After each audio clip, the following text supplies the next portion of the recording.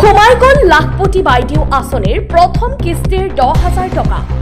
আপুনি bank account পৰীক্ষা কৰিলেনে? বিহালী সমষ্টিত টকা প্ৰদান কৰিলে? বাকী জিলাত কেতিয়া সোমাব গোটৰ মহিলাৰ টকা? সবিশেষ মন্ত্ৰীৰ মন্তব্য শুনক। একবাৰ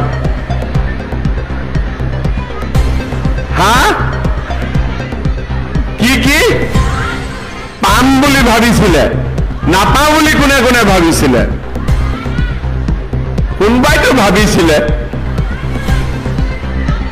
আচ্ছা, এতিয়া যে 10,000 টকাটো পালে, আকৌ ভৱিষ্যতে মই 25,000 টকা দিম বুলি কোনে কোনে ভাবি আছে?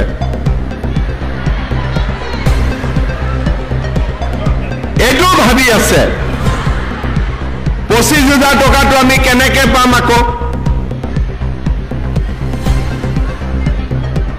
কেনেকে পাম?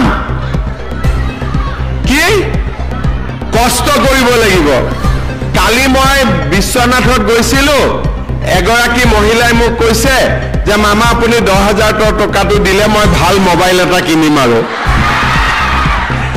এতিয়া মোবাইল কিনিলে পাব নেকি পিছত 25,000 টকাটো? পাব নেকি? একদম বুজি পাইছে? সঁচাই এইফালে বুজি পাইছে নে নাই?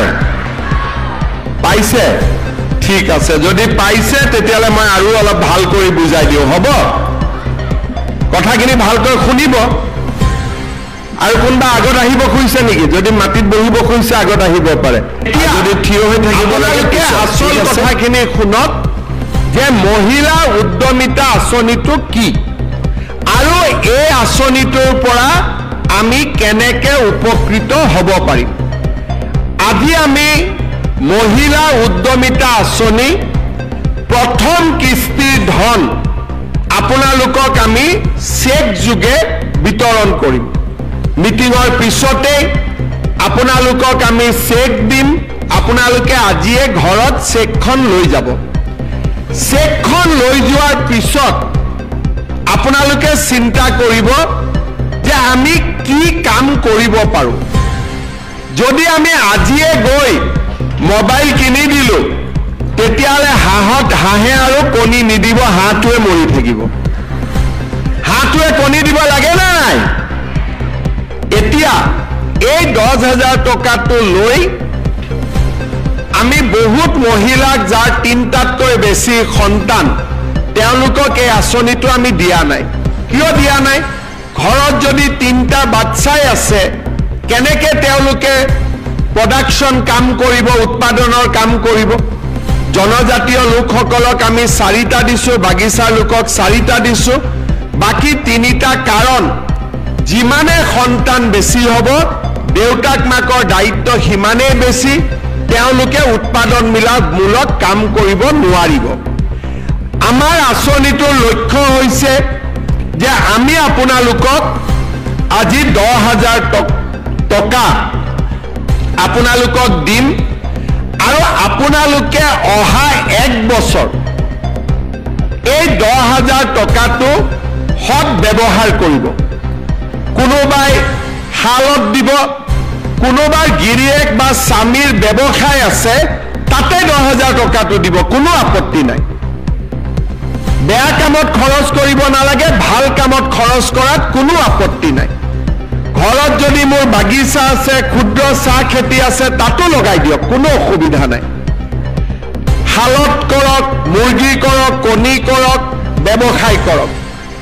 1 বছৰ পিছত আমি আপোনালোকৰ ঘৰে ঘৰে আহি পৰীক্ষা কৰিম। আমি আপোনালোকক সুধিম যে আপোনালোকে টকাটো ক'ত ব্যৱহাৰ কৰিলে। যিসকল আই মাতৃয়ে এই টকাটোৰ সৎ ব্যৱহাৰ কৰিব, অহা বছৰ তেওঁলোকক আমি 25,000 টকাকৈ তেওঁলোকক আমি আগবঢ়াম। এই 25,000 টকাৰ 12,500 মই বেংকৰ পৰা আনি দিম, 12,500 চৰকাৰৰ পৰা দিম। চৰকাৰৰ টকাটো ঘূৰাই দিব নালাগে, বেংকৰ টকাটো ঘূৰাই দিব লাগিব, কিন্তু সুদ দিব নালাগে। বেংকৰ সুদটো চৰকাৰে দিব, মাত্ৰ মূলটো আপোনালোকে ঘূৰাই দিব। আৰু যিসকলে সুন্দৰভাৱে এই 25,000 টকাৰ সৎ ব্যৱহাৰ কৰিব তেওঁলোকৰ তৃতীয় বছৰটোত আমি 50,000 টকা কৰি আমি আগবঢ়াম হাঁহে যেনেকে কণী পাৰে এই 10,000 টকায়ো দুবাৰ কণী পাৰিব এবাৰ 25,000 কণী পাৰিব এবাৰ 50,000 টকাৰ কণী পাৰিব কণী পাৰিব লাগে না নাই লাগে যদি কণী পাৰিব লাগে হাতী আমাৰ হাঁহটোক অলপ খাদ্য বস্তু খুৱাব লাগিব আৰু তাৰ অৰ্থটোৱে হ'ল যে এই টকাটোৰ আপোনালোকে সৎ ব্যৱহাৰ কৰিব লাগিব কাকো খুৱাব নালাগে মাত্ৰ নিজে নাখালে হ'ল নিজে ইয়াক ভাল কামত লগালে হ'ল কোনে কোনে ভাল কামত লগাব সবে লগাব আৰু কোনে কোনে মোবাইল কিনিব যোনে মোবাইল কিনিব তাক মই আৰু 2,000 টকা দি দিম যাতে ভাল মোবাইল এটা পায় কোনে কোনে মোবাইল কিনিব পিছফালে কোনোবাই মোবাইল কিনিব নেকি নিকিনে কোনে কোনে নিকিনে হাত ডাঙক আচ্ছা ৰঞ্জিত দা মোবাইল দোকানীটো ব্যৱসায় বেয়া হৈ গ'ল